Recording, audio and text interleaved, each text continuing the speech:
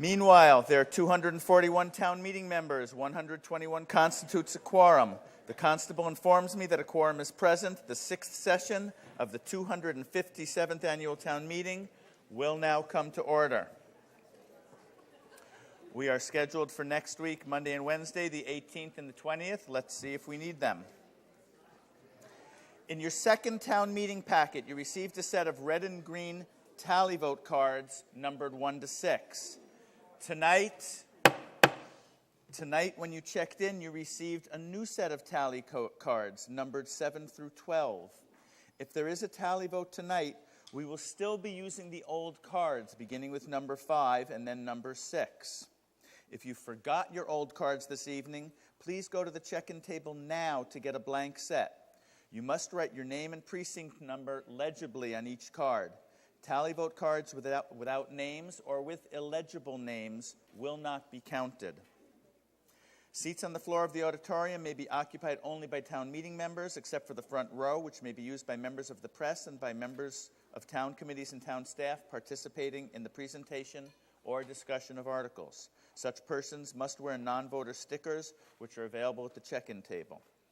Spectators and town residents who are not town meeting members may be seated in the bleachers to the rear of the auditorium. New information for town meeting members can be found on the back table to my left. Old information can be found on the back table to my right. If you wish to speak, you must raise your hand and be recognized. When appropriate, please hold up green or red cards to indicate pro or con on the issue.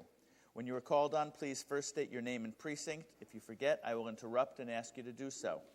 If you need more than 3 minutes or more than 5 when speaking to a motion, you must request additional time before speaking, and town meeting will vote on your request. If you're speaking from the floor, please speak into a microphone that will be provided once you are recognized.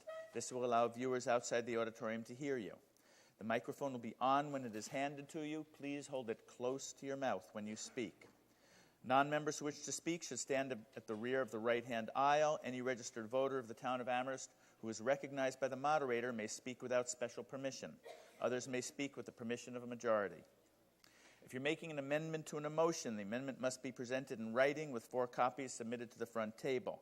Procedural motions, such as a motion to refer or a motion to dismiss, do not need to be presented in writing.